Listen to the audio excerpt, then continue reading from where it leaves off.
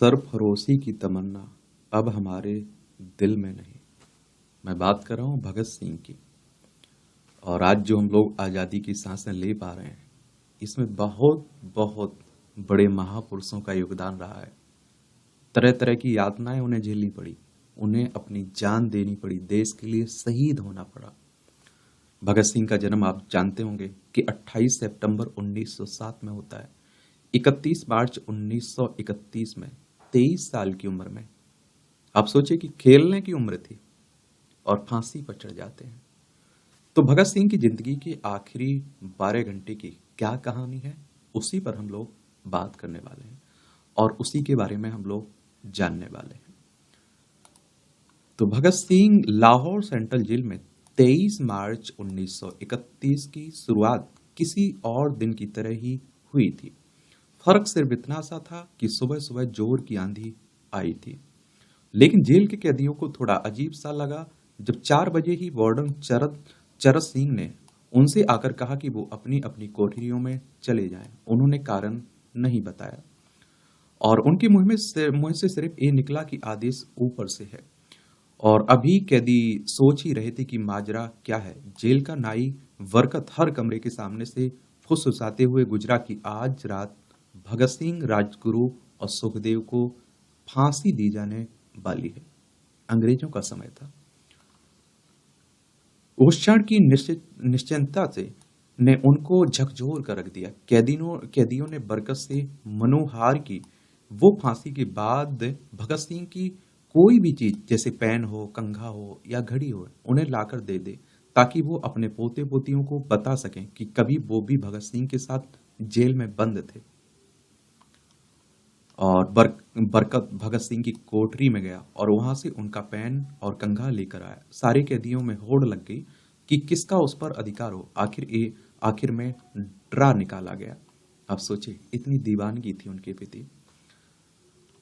और जो लोग कहते हैं ना कि गांधी जी ने वो नहीं बचाया, गांधी जी पर बहुत सारे सवाल खड़े होते हैं, उस पर भी हम लोग लास्ट में कुछ बातें करेंगे। लाहौर कॉन्स्पिरेसी केस, तो अब सब कैदी चुप हो चले थे और उनकी निगाहें उनकी कोठरी से गुजरने वाले रास्ते पर लगी हुई थी। और भगत सिंह और उनके साथी फांसी पर लटकाए जाने के लिए उसी रास्ते से गुजरने वाले थे। एक बार पहले जब भगत सिंह उसी रास्ते से ले जाए जा रहे थे तो पंजाब कांग्रेस के नेता भीमसेन सच्चर ने आवाज ऊंची कर उनसे पूछा था, आप और आपके साथियों ने लाहौर कॉन्स्पिरेसी केस में अपना बचाव क्यों नहीं किया? यानी कि इस तरह के महापुरुष थे कि अपना बचाव भी नहीं कर रहे। समझ रहे आप? बहुत ऊपर की बात थी वो। और वो हमारे ये देश के युवा कह लीजिए, हमारे देश के नेता कह लीजिए, स्वतंत्रता सेनानी कह लीजिए, उनकी बात कुछ अलग ही थी। भगत सिंह का जवाब था कि इंकलाबियों को मरना ही होता है, क्योंकि उनके मरने से ही उनका अभियान मजबूत होता है, अदालत में अपील से नहीं। आपको समझ में आ रहा है? ये दीवानगी, देश के प्रति दीवानगी, देश के लिए लड़ने का जुनून। वार्डन चरत सिंह भगत सिंह के खैर ख्वाह थे और अपनी तरफ से जो कुछ बन पड़ता उनके लिए करते थे। उनकी वजह से ही लाहौर के द्वारका दास लाइब्रेरी से भगत सिंह के लिए किताबें निकालकर जेल के अंदर आ पाती थी। और जेल की कठिन जिंदगी, तो भगत सिंह को किताबें पढ़ने का इतना शौक था कि एक बार उन्होंने अपने स्कूल के साथी जयदेव कपूर को लिखा था कि वो उनके लिए कार्ल लिबनेख्त की मिलिट्रिज्म, लेनिन की लेफ्ट विंग कम्युनिज्म और ऑप्टन सेक्युलर का उपन्यास द स्पाई कुलवीर के जरिए भिजवा दें। इन किताबों को भिजवा दें। भगत सिंह जेल की कठिन जिंदगी के आदी हो चले थे। उनकी कोठरी नंबर 14 का फर्श पक्का नहीं था और उस पर घास उगी हुई थी।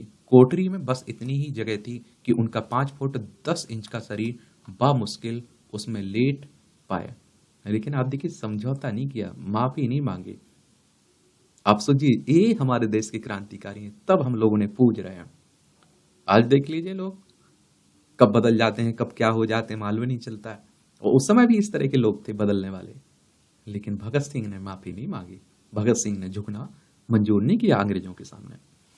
भगत सिंह को फांसी दिए जाने से 2 घंटे पहले उनके वकील प्राणनाथ मेहता उनसे मिलने पहुंचे। मेहता ने बाद में लिखा कि भगत सिंह अपनी छोटी सी कोठरी में पिंजरे में बंद शेर की तरह चक्कर लगा रहे थे। आप शेर को देखते हैं ना, उसी तरह चक्कर लगा रहे थे। और इंकलाब जिंदाबाद। उन्होंने मुस्कुराकर मेहता को स्वागत किया और पूछा कि आप मेरी किताब रिवोल्यूशनरी लेनिन लाए हैं या नहीं। जब मेहता ने उन्हें किताब दी तो वो उससे उसी समय पढ़ने लगे, मानो उनके पास अब ज्यादा समय ना बचा हो। मेहता ने उनसे पूछा कि क्या आप देश को कोई संदेश देना चाहेंगे। भगत सिंह ने किताब से अपना मुंह हटाया और बगैर कहा, सिर्फ दो संदेश, साम्राज्यवाद मुर्दाबाद, इंकलाब जिंदाबाद। शेर कैद में है, लेकिन फिर भी आप देखिए जज्बा कम नहीं हो रहा है। इसके बाद भगत सिंह ने मेहता से कहा कि वो पंडित नेहरू और सुभाष चंद्र बोस को मेरा धन्यवाद पहुंचा दें, और जिन्होंने मेरे केस में गहरी रुचि ली थी। भगत सिंह से मिलने के बाद मेहता राजगुरु से मिलने उनकी कोठरी में पहुंचे। राजगुरु के अंतिम शब्द थे, हम लोग जल्द मिलेंगे। सुखदेव ने मेहता को याद दिलाया कि वो उनकी मौत के बाद जेलर से वो कैरम बोर्ड ले लें जो उन्होंने उन्हें कुछ महीने पहले दिला दिया था। तीन क्रांतिकारी। मेहता के जाने के थोड़ी देर बाद जेल अधिकारियों ने तीनों क्रांतिकारियों को बता दिया कि उनको वक्त से 12 घंटे पहले ही फांसी दी जा रही है। अगले दिन सुबह 6 बजे की बजाय उन्हें उसी शाम 7 बजे फांसी पर चढ़ा दिया जाएगा। भगत सिंह मेहता द्वारा दी गई किताब के कुछ पन्ने ही पढ़ पाए थे। उन्होंने मुंह से निकला, क्या आप मुझे इस किताब का एक अध्याय भी खत्म नहीं करने देंगे। इतनी यातनाएं झेलनी पड़ी, सोचिए 12 घंटे पहले ही फांसी दे दी जाती है। भगत सिंह ने जेल की मुस्लिम सफाई कर्मचारी बेबी से अनुरोध किया था कि वो उनके लिए उनको फांसी दिए जाने से एक दिन पहले शाम को अपने घर से खाना लाएं। और लेकिन बेबी भगत सिंह की इच्छा पूरी नहीं कर सके, क्योंकि भगत सिंह को 12 घंटे पहले फांसी देने का फैसला लिया गया। बेबी जेल के गेट के अंदर ही नहीं घुस पाया। आजादी की का गीत। थोड़ी देर बाद तीनों क्रांतिकारियों को फांसी की तैयारी के लिए उनकी कोठरियों से बाहर निकाला गया। भगत सिंह, राजगुरु और सुखदेव ने अपने हाथ जोड़े और अपना प्रिय आजादी गीत गाने लगे। कभी वो दिन भी आएगा जब आजाद हम होंगे, ये अपनी ही जमी होगी और आप देखेंगे, और ये अपना आसमां होगा। फिर इन तीनों का एक एक करके भजन लिया गया और सबके भजन बढ़ गए थे, और इन सब ने कहा कि अपना आखिरी स्नान करें। फिर उनको काले कपड़े पहनाए गए, लेकिन उनके चेहरे खुले रहने दिए गए। रत्त सिंह ने भगत सिंह के कान में फुसफुसा कर कहा कि बाहे गुरु को याद करें। फांसी का तख्ता। तो भगत सिंह बोले, पूरी जिंदगी मैंने ईश्वर को याद नहीं किया। असल में मैंने कई बार गरीबों के क्लेश के लिए ईश्वर को कोसा। अगर मैं अब उनसे माफी मांग लूं तो वो कहेंगे कि इससे बड़ा डरपोक कोई नहीं है और इसका अंत नजदीक आ गया है, इसलिए ये माफी मांगने आया है। सोचिए कितना अलग ही इंसान थे। और जैसे ही जेल की घड़ी ने 6 बजाया, कैदियों ने दूर से आती कुछ पदचापें सुनी और उनके साथ भारी बूटों के जमीन पर पड़ने की आवाजें भी आ रही थी। साथ में एक गाने का भी दबा सुनाई दे रहा था, सरफरोशी की तमन्ना अब हमारे दिल में नहीं, दिल में है क्या, दिल में है। सरफरोशी की तमन्ना अब हमारे दिल में है। सभी को अचानक जोर जोर से इंकलाब जिंदाबाद और हिंदुस्तान आजाद हो के नारे सुनाई देने लगे। फांसी का तख्ता पुराना था, लेकिन फांसी देने वाला काफी तंदुरुस्त है, और फांसी देने के लिए मसीह जल्लाद को लाहौर के पास साहेदरा से बुलाया गया था। भगत सिंह इन तीनों के बीच में खड़े थे। भगत सिंह अपनी माँ को दिया गया वो वचन पूरा करना चाहते थे कि वो फांसी के तख्ते से इंकलाब जिंदाबाद का नारा लगाएंगे। आज के समय में देखिए, भगत सिंह हर माँ पैदा सोचती है कि पड़ोसी का बेटा आजादी के लिए लड़े, पड़ोसी का बेटा भगत सिंह बन जाए, लेकिन अपने बेटे को भगत सिंह नहीं बनाना चाह रहा है कोई। लाहौर सेंट्रल जेल तो लाहौर जिला कांग्रेस के सचिव पिंडी दास सौंधी का घर लाहौर सेंट्रल जेल से बिल्कुल लगा हुआ था। भगत सिंह ने इतनी जोर से इंकलाब जिंदाबाद का नारा लगाया कि उनकी आवाज सौंधी के घर तक सुनाई दी। उनकी आवाज सुनते ही जेल के दूसरे कैदी भी नारे लगाने लगे। तीनों युवा क्रांतिकारियों के गले में फांसी की रस्सी डाल दी गई और उनके हाथ और पैर बांध दिए गए। तभी जल्लाद ने पूछा, सबसे पहले कौन जाएगा। सुखदेव ने सबसे पहले फांसी पर लटकने की हामी भरी और जल्लाद ने एक एक करके रस्सी खींची और उनके पैरों के नीचे लगे तख्तों को पैर मारकर हटा दिया। वो काफी देर बाद उनके सब तख्तों से लटकते रहे और अंत में उन्हें नीचे उतारा गया और वहां मौजूद डॉक्टरों ने लेफ्टिनेंट कर्नल जे नेल्सन और लेफ्टिनेंट कर्नल NS सोधी ने उन्हें मृत घोषित कर दिया। अंतिम संस्कार। तो एक जेल अधिकारी पर इस फांसी का इतना असर हुआ कि जब उसने कहा गया कि वो मृतकों की पहचान करे तो उसने ऐसा करने से इनकार कर दिया और उसे उसी जगह पर निलंबित कर दिया गया। एक जूनियर अफसर ने एक काम एक काम अंजाम दिया। पहले ये योजना थी कि इन सबका अंतिम संस्कार जेल के अंदर ही किया जाएगा, लेकिन फिर ये विचार त्यागना पड़ा जब अधिकारियों को आभास हुआ कि जेल से धुआं उड़ते ही देख बाहर खड़ी भीड़ जेल पर हमला कर सकती है। और इसलिए जेल की पिछली दीवार तोड़ी गई और उसी रास्ते से एक ट्रक जेल के अंदर लाया गया और उस पर बहुत अपमानजनक तरीके से उन सबों को एक सामान की तरह डाल दिया गया। पहले तय हुआ कि उनका अंतिम संस्कार रावी तट पर किया जाएगा, लेकिन रावी में पानी बहुत ही कम था, इसलिए सतलज के किनारे सबों को जलाने का फैसला किया गया। लाहौर में नोटिस।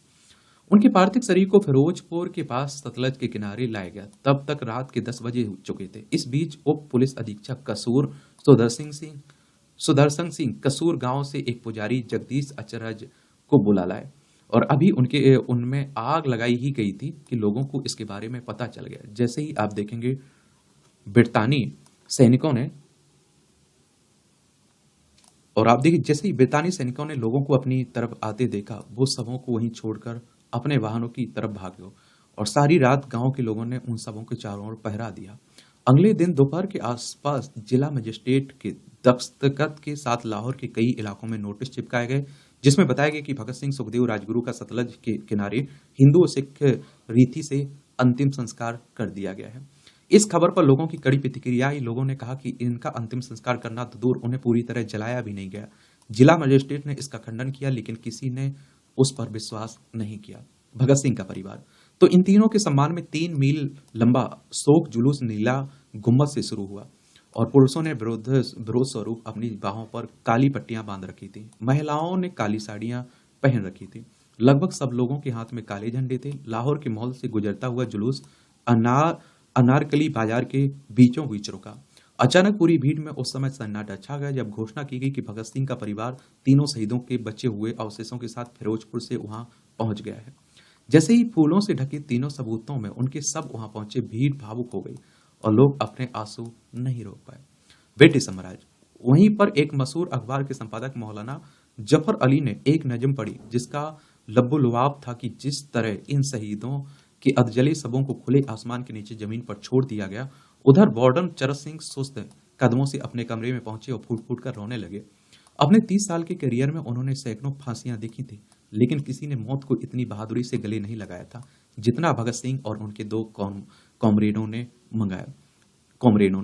और किसी को इस बात का अंदाजा नहीं थी कि 16 साल बाद उनकी शहादत भारत में ब्रिटिश साम्राज्य के अंत का एक कारण साबित हो गई। भारत की जमीन से सभी ब्रिटिश सैनिक हमेशा के लिए चले जाएंगे। ये कहानी है उनके अंतिम समय की। उस समय भी बहुत सारे लोग माफी मांग रहे थे, बच जा रहे थे, लेकिन सोचिए इन्होंने माफी स्वीकार नहीं की। एक कहते हैं कि इनके पिताजी भगत सिंह के गए, उन्होंने कहा माफी मांग लीजिए, ऐसी बातें चलती हैं। तो कहते हैं उन्होंने अपने पिताजी को बोल दिया कि अब आगे से मत आना है ऐसी बातें लेके, हम माफी मांग ले। लोग कहते हैं कि महात्मा गांधी ने नहीं बचाया। मैं नहीं उस पर बहस नहीं जा रहा हूँ, लंबी बहस हो जाएगी।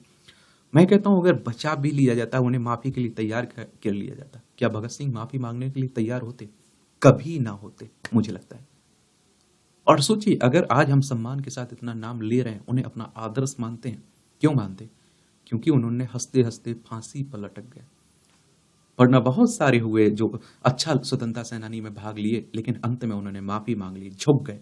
इसलिए आज हम उनका नाम भी नहीं जानते, नाम लेना भी पसंद नहीं करते हैं लोग। और उनका उद्देश्य पूरा हुआ। देखिए उन्हें फांसी हुई, उन्होंने हंसते हुए फांसी को ले लिया, फांसी पर चढ़ गए। उनकी क्रांतिकारी आप देखते हैं कि किस तरह से आग की तरह फैली और देश आजाद हुआ। मुझे लगता है कि इस तरह की घटनाएं आगे ना होती अगर वो माफी मांग लेते हो, बच जाते, उनका नाम ना लेते लोग। तो कभी कभी फांसी पर चढ़ना भी जरूरी होता है आजाद होने के लिए।